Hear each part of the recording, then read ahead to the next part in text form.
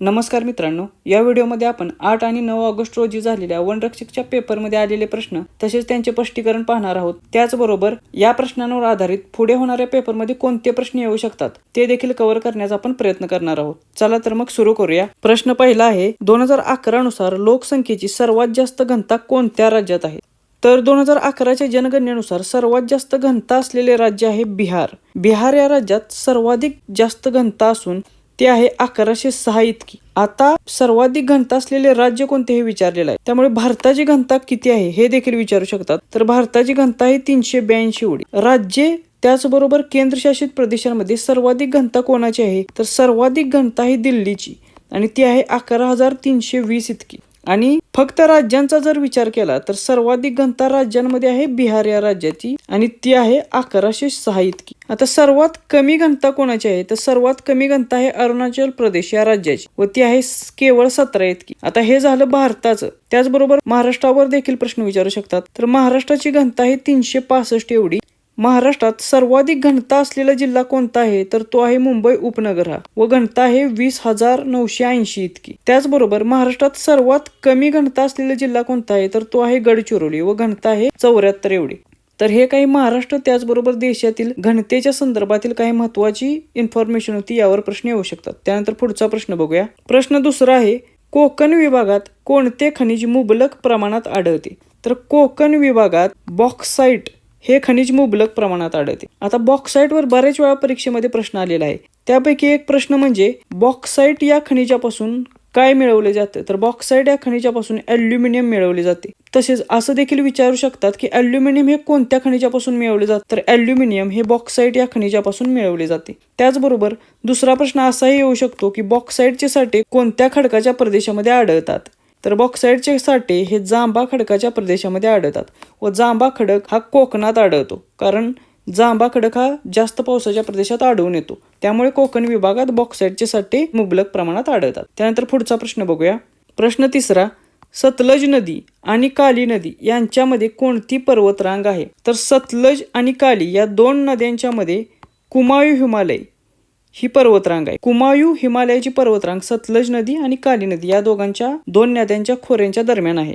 हिमालय पर्वताचे एकूण 4 भागात विभाजन होते आणि ते 5 नद्यांमुळे होते। आता त्या 5 नद्या आणि त्यांच्या दरम्यान असलेल्या हिमालय पर्वताचे कोणते भाग आहेत ते आपण पाहून घेऊया। त्यावर प्रश्न खूप वेळा आलेला आहे। तर सिंधू आणि सतलज नदीच्या दरम्यान पंजाब हिमालय आहे। पंजाबचा जो भाग आहे तो सिंधू आणि सतलज या नद्यांच्या खोऱ्यामध्ये येतो आणि त्याला पंजाब हिमालय असं म्हटलं जातं। त्यानंतर सतलज व काली नदी याच्या दरम्यान कुमायूं हिमालय आहे आणि हा भाग उत्तराखंड पर्यंतचा येतो, म्हणजे पंजाब हिमालयानंतरचा उत्तराखंड पर्यंतचा जो भाग आहे तो कुमायूं हिमालयामध्ये येतो व तो कोणत्या नद्यांच्या खोऱ्यामध्ये आहे, तर सतलज आणि काली नदीच्या मध्ये। त्यानंतर काली आणि तिस्ता या दोन नद्यांच्या दरम्यानचा जो प्रदेश आहे किंवा जो हिमालयाचा भाग आहे त्याला नेपाळ हिमालय म्हणतात आणि हा भाग नेपाळमध्ये आहे ऑब्विसली। त्याच्यानंतर तिस्ता नदी आणि दिहांग नदी किंवा ब्रह्मपुत्रा नदी यांच्या दरम्यान जो भाग आहे त्याला आसाम हिमालय म्हणतात। हा आसामच्या प्रदेशाचा काही भाग आहे। तर ह्या होत्या एकूण 5 नद्या व त्याच्या दरम्यान आढळणारे 4 पर्वतरांगा हिमालयाच्या। त्यानंतर पुढचा प्रश्न बघूया। प्रश्न चौथा, रत्नागिरी येथे कोणते खनिज आढळते? आता आपण मागाशीच बघितलेलं की कोकण विभागात हे मोस्टली बॉक्साइट हे खनिज आढळते, त्यामुळे रत्नागिरी येथे देखील बॉक्साइट हे खनिज मुबलक प्रमाणात आढळते, कारण हा प्रदेश हा जांबा खडकाचा प्रदेश असतो। त्यानंतर पुढचा प्रश्न बघूया। प्रश्न 5वा, महाराष्ट्राचा कणा असा उल्लेख कोणत्या पर्वताचा केला जातो? तर महाराष्ट्राचा कणा असा उल्लेख सह्याद्री पर्वतरांगेचा केला जातो। सह्याद्री पर्वतरांग ही महाराष्ट्राच्या दृष्टीने अतिशय महत्त्वाची असलेली पर्वतरांग आहे आणि परीक्षेच्या दृष्टीने देखील सह्याद्री पर्वतावर खूप वेळा प्रश्न विचारले जातात। त्याचबरोबर पश्चिम घाट जो आहे उत्तर दक्षिण पसरलेला देशभरात, त्याला महाराष्ट्रात सह्याद्री या नावाने आपण ओळखतो। त्याच सह्याद्रीची किंवा पश्चिम घाटाची सरासरी उंची आहे 915 ते 1220 मीटर। यावर बऱ्याच वेळा प्रश्न आलेला आहे। मला वाटतंय आतापर्यंत 2 वेगवेगळ्या शिफ्टमध्ये यावर प्रश्न येऊन गेलेला आहे। त्यानंतर पुढे असा प्रश्न येऊ शकतो की सह्याद्री पर्वत हा कोणत्या प्रकारचा पर्वत आहे? तर सह्याद्री पर्वत हा ठोकळा किंवा गट या प्रकारचा पर्वत आहे। त्यानंतर बऱ्याच पेपरमध्ये हा प्रश्न आलेला आहे की महाराष्ट्राचा प्रमुख जलविभाजक कोण? तर महाराष्ट्राचा प्रमुख जलविभाजक आहे सह्याद्री पर्वत, कारण सह्याद्री पर्वतावर बऱ्याच नद्या उगम पावतात व त्यापैकी काही पूर्व वाहिन्या नद्या आहेत तर काही पश्चिम वाहिन्या नद्या, आणि यांच्यामध्ये असलेला प्रमुख जलविभाजक हा सह्याद्री पर्वत आहे। त्यानंतर पुढचा प्रश्न बघूया। प्रश्न 6वा, कोणत्या ठिकाणापासून अजिंठा लेण्या या उत्तरेस 2 तास अंतरावर आहेत? तर याचं उत्तर आहे छत्रपती संभाजीनगर। छत्रपती संभाजीनगर पासून अजिंठा लेण्या या उत्तर दिशेला एकूण साधारणतः 2 तास अंतरावर आहेत. आता हा प्रश्न येऊन गेलाय, त्यामुळे पुढे असं देखील विचारू शकतात की अजिंठा लेण्या कोणत्या तालुक्यात आहेत. तर तालुका आहे सोयगाव आणि जिल्हा कोणता आहे, तर जिल्हा छत्रपती संभाजीनगर हाच आहे. तर छत्रपती संभाजीनगर मधील सोयगाव या तालुक्यामध्ये आपल्याला अजिंठा लेण्या आढळून येतात. आता अजिंठा लेण्यांवर प्रश्न आलेला आहे, त्यामुळे वेरूळ लेण्यांवर देखील येऊ शकतो. तर वेरूळ लेण्या ह्या खुलताबाद या तालुक्यात असून त्याचा जिल्हा देखील छत्रपती संभाजीनगर हाच आहे. आता वेरूळ येथील लेण्यांवर 2 महत्त्वाचे प्रश्न तयार होतात. त्यापैकी एक म्हणजे वेरूळ येथे असणारे जगप्रसिद्ध कैलास लेणे हे कितव्या क्रमांकाचे लेणे, तर हे एकूण 16व्या क्रमांकाचे लेणे असून त्यानंतर दुसरा प्रश्न म्हणजे कोणी बांधले, तर वेरूळ येथील जगप्रसिद्ध असलेले कैलास लेणे हे राष्ट्रकूट राजा कृष्ण प्रथम याने बांधले होते. तर राष्ट्रकूट राजा कृष्ण प्रथम याने जगप्रसिद्ध कैलास लेणे बांधले. तर हे 2 महत्त्वाचे प्रश्न आहे, यावर देखील बऱ्याच वेळा प्रश्न येऊन गेलेला आहे. त्यानंतर पुढचा प्रश्न बघूया. प्रश्न 7वा, खालीलपैकी विदर्भातील प्रमुख जिल्हा कोणता, तर विदर्भातील प्रमुख जिल्हा आहे नागपूर. आता विदर्भ हा एक प्रादेशिक विभाग आहे आणि महाराष्ट्रात एकूण 5 प्रादेशिक विभाग आहेत. ते म्हणजे कोकण, पश्चिम महाराष्ट्र, खानदेश, मराठवाडा आणि विदर्भ. त्यापैकी विदर्भ हा क्षेत्रफळाने सर्वात मोठा असलेला प्रादेशिक विभाग आहे. यामध्ये एकूण 11 जिल्हे त्याचबरोबर 120 तालुके आहेत आणि यातील प्रमुख जिल्हा आहे नागपूर. आणि या विदर्भ या प्रादेशिक विभागात एकूण 2 प्रशासकीय विभाग येतात. त्यातील पहिला म्हणजे अमरावती प्रशासकीय विभाग आणि दुसरे म्हणजे नागपूर प्रशासकीय विभाग. आणि अमरावती प्रशासकीय विभागाचे एकूण 5 जिल्हे आणि नागपूर प्रशासकीय विभागाचे एकूण 6 जिल्हे असे एकूण मिळून 11 जिल्हे विदर्भात समाविष्ट होतात. तर यावर देखील प्रश्न येऊ शकतो. त्यानंतर पुढचा प्रश्न बघूया. प्रश्न 8वा, महाराष्ट्र राज्याची उत्तर सीमा कोणत्या राज्यास लागून आहे. याबद्दलची माहिती आपण गेल्या व्हिडिओमध्येच बघितलेली होती की महाराष्ट्राच्या सभोवती असलेली वेगवेगळी राज्य कोणती आहेत आणि ती कोणत्या दिशेला आहेत महाराष्ट्राच्या. तर महाराष्ट्राच्या उत्तर सीमेला मध्य प्रदेश हे राज्य आहे. त्यामुळे महाराष्ट्र राज्याची उत्तर सीमा कोणत्या राज्यास लागून आहे, तर त्याचे उत्तर आहे मध्य प्रदेश. त्यानंतर पुढचा प्रश्न बघूया. प्रश्न 9वा, पन्ना ही खाण कशासाठी प्रसिद्ध आहे, तर पन्ना ही खाण हिऱ्यांसाठी प्रसिद्ध आहे. आणि ही खाण म्हणजे हिऱ्यांसाठी असलेली ही पन्ना खाण भारतातील एकमेव हिऱ्यांची खाण आहे. त्यामुळे हे खूप महत्त्वाचं आहे आणि त्यामुळे याच्यावर प्रश्न आलेला आहे. पुढे कदाचित असं विचारू शकतात की भारतात एकमेव हिऱ्यांची खाण कोठे आहे, तर त्याचं उत्तर असेल पन्ना येथे. आणि पन्ना कोठे आहे, तर पन्ना हे मध्य प्रदेश या राज्यामध्ये. त्यानंतर पन्ना या ठिकाणाबद्दल आणखीन 2 प्रश्न तयार होऊ शकतात. ते म्हणजे पन्ना या ठिकाणीच टायगर रिझर्व्ह सेंटर हे देखील आहे आणि त्याचबरोबर पन्ना हे नॅशनल पार्क राष्ट्रीय उद्यान हे देखील आहे. त्यामुळे हे देखील महत्त्वाची माहिती आहे. त्यानंतर पुढचा प्रश्न बघूया. प्रश्न 10वा, देशातील सर्वाधिक लांब किनारपट्टी असलेल्या राज्यांमध्ये महाराष्ट्राचा कितवा क्रमांक लागतो. म्हणजे देशात जे किनारपट्टी असलेली राज्य आहेत त्यापैकी सर्वात जास्त लांबीची किनारपट्टी असलेली जे राज्य आहेत त्यात महाराष्ट्राचा कितवा क्रमांक लागतो, तर सर्वाधिक लांब किनारपट्टी असलेल्या राज्यांमध्ये महाराष्ट्राचा 4था क्रमांक लागतो. तर आता पुढे जाऊन असा प्रश्न येऊ शकतो की सर्वाधिक लांब किनारपट्टी कोणत्या राज्याची आहे, तर ते राज्य आहे गुजरात. गुजरात राज्याची किनारपट्टी सर्वाधिक लांब असून ती आहे 1215 किलोमीटर एवढी. त्यानंतर क्रमांक लागतो आंध्र प्रदेशचा. आंध्र प्रदेश या राज्याची किनारपट्टी 974 किलोमीटर आहे. त्यानंतर क्रमांक लागतो तमिळनाडूचा. तमिळनाडू या राज्याची किनारपट्टी 907 किलोमीटर एवढी असून त्यानंतर मग महाराष्ट्राचा क्रमांक लागतो 4था आणि महाराष्ट्राची किनारपट्टी एकूण 720 किलोमीटर एवढी आहे. तर सर्वाधिक लांब किनारपट्टी असलेले राज्यांमध्ये महाराष्ट्राचा क्रमांक 4था आहे. तर सर्वाधिक लांब किनारपट्टी असलेले राज्य आहे गुजरात. त्यानंतर पुढचा प्रश्न बघूया.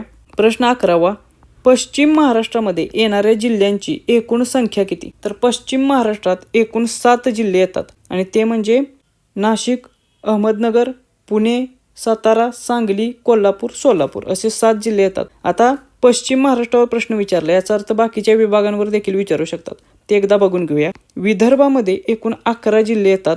त्यानंतर मराठवाड्यामध्ये एकूण 8 जिल्हे येतात. त्यानंतर पश्चिम महाराष्ट्रामध्ये एकूण 7 जिल्हे येतात. कोकण विभागात देखील एकूण 7 जिल्हे येतात. त्यानंतर खानदेश या प्राकृतिक विभागात एकूण 3 जिल्हे येतात. ते म्हणजे नंदुरबार, धुळे आणि जळगाव. त्यानंतर पुढचा प्रश्न बघूया.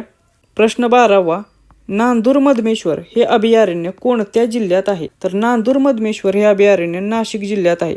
हा प्रश्न देखील आपण पाठीमागच्या व्हिडिओमध्ये कव्हर केलेला होता. त्यानंतर पुढचा प्रश्न बघूया.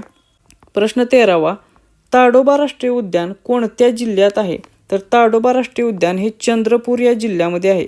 त्याचबरोबर ताडोबा येथे टायगर रिझर्व्ह सेंटर देखील आहे. आणि ही माहिती आपण पाठीमागच्या व्हिडिओमध्ये पाहिली होती. त्यानंतर पुढचा प्रश्न बघूया. प्रश्न 14वा.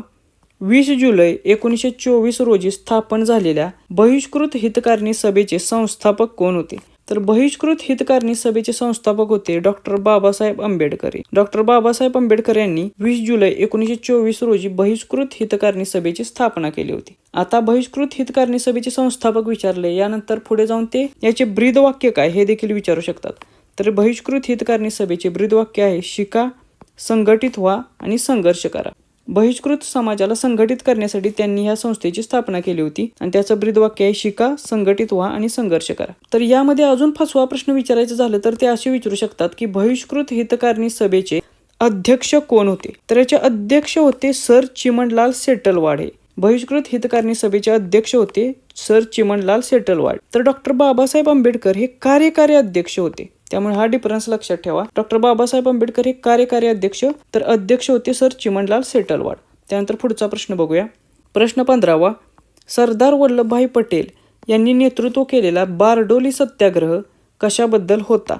साधारणतः 1928 मध्ये बारडोली सत्याग्रह घडला होता आणि त्यावेळी तत्कालीन जे ब्रिटिश सरकार होते त्याने एकूण 22% शेतसारा वाढवला होता व त्यामुळे शेतकऱ्यांमध्ये असंतोष निर्माण झालेला.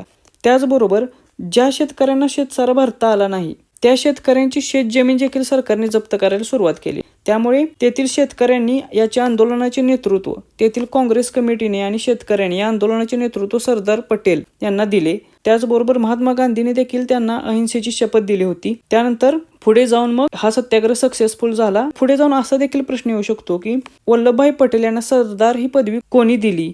तर बारडोली येथील महिलांनी वल्लभभाई पटेल यांना सरदार असे संबोधण्यास सुरुवात केली होती. त्यामुळे तिथून पुढे वल्लभभाई पटेल यांना सरदार वल्लभभाई पटेल असे ओळखले जाऊ लागले. त्यानंतर पुढचा प्रश्न बघूया. प्रश्न 16वा आहे, सांची येथील स्तूप कोणत्या सम्राटाच्या काळात बांधले? तर सांची येथे जे स्तूप बांधलेले आहे ते सम्राट अशोक याच्या कार्यकाळात बांधलेले आहे व हे स्तूप इसवी सन पूर्व 3ऱ्या शतकात निर्माण केले आहे. त्यानंतर सम्राट अशोक कोणत्या साम्राज्याशी संबंधित होता? तर सम्राट अशोक मौर्य साम्राज्याशी संबंधित होता. म्हणजे मौर्य साम्राज्याचा तो राजा होता व त्याने इसवी सन पूर्व 3ऱ्या शतकात सांची येथे स्तूप निर्माण केले होते. TCS बऱ्यापैकी बौद्ध धर्म व बौद्ध धर्माशी रिलेटेड ज्या वास्तुकला आहेत त्याच्यावर प्रश्न विचारत आहे. त्यामुळे येणाऱ्या परीक्षांच्या दृष्टीने देखील हे खूप महत्वाचे आहे. त्यानंतर पुढचा प्रश्न बघूया. प्रश्न 17वा. सत्यशोधक समाजाची स्थापना किती साली झाली? सत्यशोधक समाजाची स्थापना ही 1873 मध्ये झालेली आहे. तर सत्यशोधक समाज असेल, आर्य समाज असेल, प्रार्थना समाज असेल आणि ब्राह्मो समाज असेल, हे एकूण 4 समाज आहेत. त्याच्यावर प्रत्येक परीक्षेमध्ये एक तरी प्रश्न असतोच. त्यामुळे हे चांगले करून घ्यायचे आहेत. आपण सत्यशोधक समाजाबद्दल थोडी माहिती बघूया. तर सत्यशोधक समाजाची स्थापना ही 24 सप्टेंबर 1873 रोजी झाली. त्याचे स्थळ होते पुणे आणि संस्थापक होते महात्मा ज्योतिबा फुले. हे खूप महत्वाचे आहे, यावर पुन्हा प्रश्न येतो. त्यानंतर पुढचा प्रश्न बघूया. प्रश्न 18वा. तिसरे अँग्लो मराठा युद्ध कधी झाले? आता तिसरे अँग्लो मराठा म्हणजेच इंग्रज आणि मराठा यांचे युद्ध कधी झाले? तर काळ होता 1817 ते 1818 या कालखंडात. आता तिसऱ्या अँग्लो मराठा युद्धावर प्रश्न विचारला, याचा अर्थ बाकीच्यांवर ते सुद्धा विचारू शकतात. तर आपण ते एक एक करून बघूया. तर पहिले जे अँग्लो मराठा युद्ध झाले होते ते झाले 1775 ते 1782 या कालखंडात आणि ते संपले कसे? तर सालबाईच्या तहाने या युद्धाचा शेवट झाला होता. त्यामुळे हे देखील महत्वाचे आहे. त्यानंतर दुसरे जे अँग्लो मराठा युद्ध होते ते झाले 1803 ते 1805 या कालखंडात आणि त्यानंतर तिसरे अँग्लो मराठा युद्ध झाले 1817 ते 1818 या कालखंडात व याचा शेवट झाला खडकी येथील युद्धाने. त्यानंतर पुढचा प्रश्न बघूया. प्रश्न 19वा. राष्ट्रपतींना कोणत्या कलमांतर्गत पदावरून हटवता येते? तर राष्ट्रपतींचा महाभियोग कोणत्या कलमात आहे असं विचारलेलं आहे. तर त्याचे कलम आहे कलम 61. कलम 61 अंतर्गत राष्ट्रपतींना पदावरून हटवता येते. आता राष्ट्रपतींना पदावरून हटवण्यासंदर्भात कलम विचारलेले आहे. याचा अर्थ बाकीचे कलम सुद्धा राष्ट्रपतींच्या संदर्भात विचारू शकतात. ते आपण बघून घेऊया.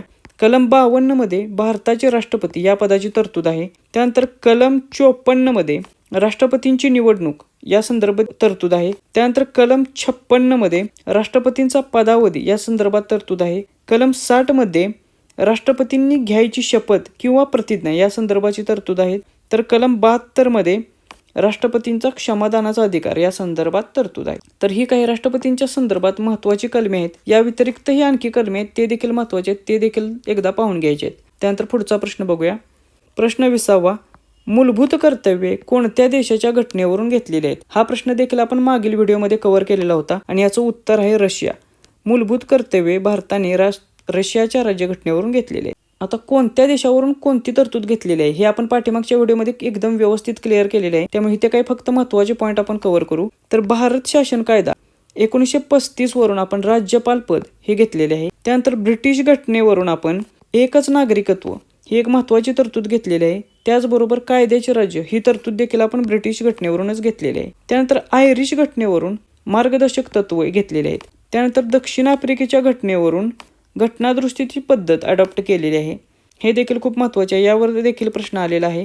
त्यानंतर फ्रान्सच्या घटनेवरून गणराज्य ही संकल्पना आपण फ्रान्सच्या घटनेवरून घेतलेली आहे. तर यापैकी आयरिश घटना म्हणजे मार्गदर्शक तत्वे देखील महत्त्वाची आहे, फ्रान्सची घटना देखील महत्त्वाची आहे आणि दक्षिण आफ्रिकेची घटना यावर देखील प्रश्न विचारण्याची शक्यता जास्त आहे. त्याचबरोबर एकच नागरिकत्व यावर देखील प्रश्न विचारण्याची शक्यता जास्त आहे. त्यानंतर पुढचा प्रश्न बघूया. प्रश्न 21वा. राष्ट्रपती तसेच उपराष्ट्रपती ही दोन्ही पदे रिक्त असतील तर राष्ट्रपतींची कार्ये कोण पार पाडतो? तर राष्ट्रपती आणि उपराष्ट्रपती ही दोन्ही पदे रिक्त असतील किंवा गैरहजर असतील तर भारताचे सर्वोच्च न्यायालयाचे सरन्यायाधीश हे राष्ट्रपतींची कार्य पार पाडतात. आता समजा राष्ट्रपती देखील नाहीत, उपराष्ट्रपती देखील नाहीत आणि सरन्यायाधीश यांचं पद देखील रिक्त आहे, तर अशा वेळी राष्ट्रपतींचे कार्य कोण पार पाडतं? तर अशा वेळी सर्वोच्च न्यायालयात जे उपलब्ध ज्येष्ठतम न्यायाधीश असतील ते राष्ट्रपतींची कार्य पार पाडतात. सर्वोच्च न्यायालयातील जे ज्येष्ठ न्यायाधीश असतील ते मग अशा वेळी कार्य पार पाडतात, हे तिघं जर उपस्थित नसले तर. नंतर पुढचा प्रश्न बघूया. प्रश्न 22वा. 26 नोव्हेंबर 1949 रोजी स्वीकृत झालेल्या मूळ राज्यघटनेत एकूण किती कलमे होती? तर 26 नोव्हेंबर 1949 रोजी राज्यघटना स्वीकृत झाली, त्यावेळी मूळ राज्यघटनेत एकूण 395 एवढी कलमे होती. आता आपण मूळ राज्यघटनेत काय काय होतं ते एकदा बघून घेऊया, कारण त्यावर प्रश्न येऊ शकतो. तर मूळ राज्यघटनेत एक प्रस्ताविका होती, 22 भाग होते, 395 कलमे होती व 8 अनुसूच्या होत्या. आता काळानुसार त्यामध्ये बदल होत गेले, काही भाग ॲड झाले, काही भाग वगळले गेले, काही कलमे ॲड झाली, काही कलमे वगळली गेली. तर आता सध्या करंट स्टेटसला भारतीय राज्यघटनेत एक प्रस्ताविका आहे, एकूण 25 भाग आहेत, 468 प्लस कलमे आहेत आणि एकूण 12 अनुसूच्या आहेत. तर ही आत्ता सध्याची स्थिती आहे. एक प्रस्ताविका, 25 भाग, 468 प्लस कलमे आणि 12 अनुसूची. यावर देखील प्रश्न विचारू शकतात. त्यानंतर पुढचा प्रश्न बघूया. प्रश्न 23वा. 2022-23 मध्ये भारताचा GDP वाढीचा दर काय होता? तर 22-23 साली GDP वाढीचा दर म्हणजे GDP ग्रोथ रेट हा 7.2% एवढा होता. तर आता पुढे GDPचा फुल फॉर्म देखील विचारू शकतात. तर GDPचा फुल फॉर्म आहे ग्रॉस डोमेस्टिक प्रॉडक्ट, हे देखील लक्षात ठेवायचं आहे. त्यानंतर पुढचा प्रश्न बघूया. प्रश्न 24वा. प्रधानमंत्री ग्राम सडक योजना कोणत्या वर्षी सुरू करण्यात आली? तर प्रधानमंत्री ग्राम सडक योजना ही 25 डिसेंबर 2000 साली सुरू करण्यात आली व त्यावेळी देशाचे पंतप्रधान अटल बिहारी वाजपेयी होते. आणि याचा उद्देश काय होता? तर सर्व गावांना 12माही रस्त्याने जोडणे या उद्देशासाठी प्रधानमंत्री ग्राम सडक योजना सुरू करण्यात आली. आता त्याचबरोबर पुढे काही महत्त्वाच्या योजना आहेत त्यावर देखील प्रश्न येऊ शकतात. ते म्हणजे महात्मा गांधी राष्ट्रीय ग्रामीण रोजगार हमी योजना कधी सुरू झाली? तर त्याचं उत्तर असेल 2 फेब्रुवारी 2006 रोजी. हे देखील खूप महत्त्वाचे आहे, यावर प्रश्न येऊ शकतो. त्यानंतर दुसरी अत्यंत महत्त्वाची योजना म्हणजे प्रधानमंत्री जनधन योजना. प्रधानमंत्री जनधन योजनेची घोषणा कोणी केली? तर घोषणा पंतप्रधानांनी केली होती लाल किल्ल्यावरून. आणि कधी केली होती? तर 15 ऑगस्ट 2014ला. आणि प्रधानमंत्री जनधन योजना प्रत्यक्षात कधी चालू झाली? तर 28 ऑगस्ट 2014ला तिचा औपचारिक प्रारंभ झाला. तर ह्या देखील 2 महत्त्वाच्या योजना, त्याच्यावर प्रश्न येऊ शकतो. त्यानंतर पुढचा प्रश्न बघूया. आता आपण काही मराठी आणि इंग्लिशचे प्रश्न बघूया. प्रश्न 25वा. शुद्ध शब्द ओळखा. तर उच्च की उच्च या दोघींमधला शुद्ध शब्द कोणता? तर या पद्धतीचा एक प्रश्न शुद्ध शब्द ओळखाच्या संदर्भात आला होता. तर यापैकी शुद्ध शब्द आहे उच्च. छोटा उ आणि चलाच हा शुद्ध शब्द आहे. त्यानंतर ज्येष्ठ की ज्येष्ठ असा देखील एक प्रश्न आला होता. त्याचे अचूक उत्तर आहे ज्येष्ठ. ठ, शला ठ, मोठा ठ. तर ज्येष्ठ हे त्याचे अचूक उत्तर आहे. त्यानंतर पुढचा प्रश्न बघूया. प्रश्न 26वा. शब्दसमूहाबद्दल एक शब्द ओळखा. या धर्तीवर देखील काही प्रश्न आले होते. तर शत्रूशी सामील झालेला कोण असा एक प्रश्न होता. तर त्याचे उत्तर असेल घरभेदी किंवा त्याला आपण फितूर म्हणतो. जो शत्रूला सामील झालेला आहे तो घरभेदी किंवा फितूर. त्यानंतर राजाची स्तुती करणारा कोण? तर राजाची स्तुती करणारा असतो भाट, त्याला भाट असे म्हणतात. राजाची स्तुती करणारा भाट.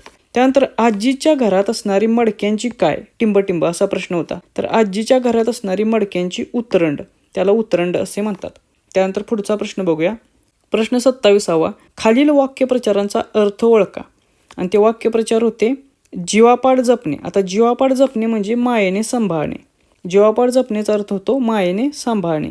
त्यानंतर रक्ताचे पाणी करणे. रक्ताचे पाणी करणे याचा अर्थ होतो खूप कष्ट करणे. आपले आई वडील आपल्याला रक्ताचे पाणी करून सांभाळतात. ते खूप कष्ट करून आपला सांभाळ करतात किंवा आपल्याला वाढवतात असा त्याचा अर्थ होतो. तर हे 2 वाक्यप्रचार विचारलेले होते, जीवापाड जपणे आणि रक्ताचे पाणी करणे. त्यानंतर पुढचा प्रश्न बघूया. प्रश्न 28वा.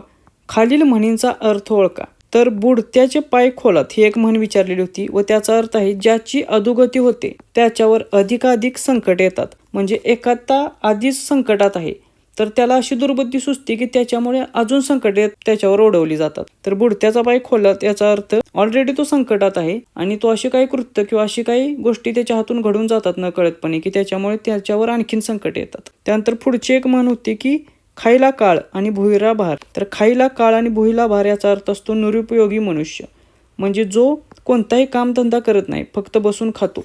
तर त्याच्या संदर्भात ही म्हण वापरली जाते, खाईला काळ आणि भुईला भार. त्यानंतर पुढचा प्रश्न बघूया. प्रश्न 29वा. खालील शब्दांचा विरुद्धार्थी शब्द कोणता? तर ते शब्द आहेत नियमित. आता नियमितचा विरुद्धार्थी शब्द होतो अनियमित. त्याचबरोबर उद्योगी, उद्योगीचा विरुद्धार्थी शब्द होतो आळशी. तर हे काही प्रश्न आलेले होते. त्यानंतर पुढचा प्रश्न बघूया. प्रश्न 30वा. खालील शब्दांचा समानार्थी शब्द कोणता? तर विख्यात. विख्यात या शब्दाचा समानार्थी शब्द होतो सुप्रसिद्ध किंवा नामांकित किंवा प्रख्यात. तर विख्यातसाठी हे काही समानार्थी शब्द आहेत, सुप्रसिद्ध, नामांकित, प्रख्यात. त्याचबरोबर कावळा हा एक शब्द आलेला. तर कावळ्याचे समानार्थी शब्द आहेत एकाक्ष किंवा काक किंवा वायस. त्यानंतर पुढचा प्रश्न बघूया. प्रश्न 31वा. शिक्षक वर्गात येताच मुले शांत बसली हे कोणत्या प्रकारचे वाक्य आहे ते ओळखा. तर शिक्षक वर्गात येताच मुले शांत बसली हे केवळ वाक्य आहे, कारण याच्यामध्ये एकच मुख्य क्रियापद आहे ते म्हणजे बसली. म्हणजे केवळ वाक्यात केवळ एकच मुख्य क्रियापद असते म्हणून त्याला केवळ वाक्य म्हणतात. याच्या उलट जर हे वाक्य असे असते तर शिक्षक वर्गात आले आणि मुले शांत बसली तर हे वाक्य झाले असते संयुक्त वाक्य. तर हे काही वाक्यांचे प्रकार असतात, केवळ वाक्य, संयुक्त वाक्य आणि मिश्र वाक्य, ते ओळखता आली पाहिजेत. त्यानंतर पुढचा प्रश्न बघूया. प्रश्न 32वा. Select the most appropriate synonym of the given word. आता सिनोनिम म्हणजे समानार्थी शब्द आपल्याला शोधायचे आहेत. तर फॉलो. फॉलो याचा अर्थ होतो एखाद्याचा मागोवा घेणे, मागोवा. आणि त्याच्या समानार्थी शब्द आहेत मग परस्यू, चेस, गो आफ्टर. एखाद्याला चेस करणे आपण म्हणतो. तर फॉलोचे समानार्थी शब्द किंवा सिनोनिम आहेत परस्यू, चेस आणि गो आफ्टर. त्यानंतर एक शब्द होता ॲडमोनिश. ॲडमोनिशचा अर्थ होतो चेतावणी देणे, एखाद्याला चेतावणी देणे. व याच्या अर्थाचे दुसरे सिनोनिम आहेत ते म्हणजे वॉर्न, रेप्रिमंड इत्यादी शब्द वापरतात. ॲडमोनिशला सिनोनिम म्हणून वॉर्न आणि रेप्रिमंड हे शब्द वापरतात. त्यानंतर पुढचा प्रश्न बघूया. प्रश्न 33वा. Select the appropriate antonym of the given word. आता विरुद्धार्थी शब्द शोधायचे. स्क्वॅलिडसाठी आता स्क्वॅलिडचा अर्थ होतो घाणेरडा. आता घाणेरडाच्या विरुद्धार्थी काय असेल तर स्वच्छ. स्क्वॅलिडचे अँटोनिम आहेत क्लीन, प्लीझंट किंवा प्युअर किंवा शुद्ध असे. त्यानंतर एक शब्द होता सरफेस. आता सरफेसचा अर्थ होतो वरचा भाग किंवा पृष्ठभाग, पृष्ठभाग. आणि त्याच्या विरुद्धार्थी शब्द काय असणार मग आतला भाग किंवा इनसाइड किंवा इंटेरियर. तर सरफेसचे अँटोनिम आहेत इंटेरियर आणि इनसाइड. त्यानंतर पुढचा प्रश्न बघूया. प्रश्न 34वा. Select the option that can be used as a one word substitute for the given group of words. आणि तो एक शब्दसमूह दिलेला आहे, त्याच्याबद्दल आपल्याला एक शब्द शोधायचा आहे आणि तो आहे a group of fish. A group of फिशला काय म्हटलं जातं तर स्कूल किंवा शोल. ह्या दोन्हीपैकी एक शब्द वापरला जातो. या दोन्हीपैकी जो असेल तो योग्य पर्याय निवडायचा. जर दोन्ही असतील तर मग मोस्ट ॲप्रोप्रिएट स्कूल हा शब्द वापरू शकतो. तर अ ग्रुप ऑफ फिशला स्कूल असं बोललं जातं. त्यानंतर पुढचा प्रश्न बघूया. प्रश्न 35वा. Select the most appropriate meaning of the given idiom. आता म्हणी दिलेल्या होत्या व त्याचे आपल्याला अर्थ शोधायचे होते. तर त्यापैकी एक म्हण होती birds of a feather flocks together. तर याचा अर्थ काय होतो, तर people of a same sort of or same taste or interest will be found together. म्हणजे ज्यांचा इंटरेस्ट समान आहे की ज्यांचा फायदा समान आहे ते लोक एकत्र येतात. समान फायदा असणारे लोक एकत्र येतात, हा त्याचा बेसिकली अर्थ होता. तर birds of a feather flocks together याचा अर्थ होतो समान फायदा असणारे लोक एकत्र येतात. त्यानंतर पुढची एक म्हण होती ती म्हणजे फार अँड वाईड. तर याचा अर्थ होतो की इन ऑल डिरेक्शन्स, म्हणजे सर्वत्र वेगवेगळ्या दिशांहून. तर त्याचं एक एक्झाम्पल आपण बघूया. People came from far and wide to see the house. म्हणजे वेगवेगळ्या दिशेकडून किंवा सर्व दिशांहून लोक आमचे घर बघायला आले, हा त्याचा अर्थ होतो. तर हे काही प्रश्न आलेले होते. त्यानंतर पुढचा प्रश्न बघूया. प्रश्न 36वा. Ramesh was late dash dash school. तर खाली ब्रॅकेटमध्ये आपल्याला काही प्रेपोजिशन आणि आर्टिकल्स दिलेले आहेत, त्याच्यापैकी योग्य आपल्याला यूज करायचे आहे आणि ते आहेत फॉर, ए, अँड द. आणि याच्यापैकी योग्य आहे for. Ramesh was late for school. Ramesh was late for school. For हे योग्य प्रिपोजिशन येते सूट होते. तर हे आपण 36 प्रश्न बघितले. त्यापैकी काही प्रश्न हे 8 ऑगस्टचे आहेत, तर काही प्रश्न 9 ऑगस्टच्या पहिल्या शिफ्टचे फक्त आहेत. बाकी शिफ्टचे 9 ऑगस्टचे क्वेश्चन यामध्ये समाविष्ट नाहीत, ते आपण नेक्स्ट व्हिडिओमध्ये कव्हर करू. पुढे ज्यांचे पेपर आहेत त्यांना ऑल द बेस्ट. थँक्यू. धन्यवाद.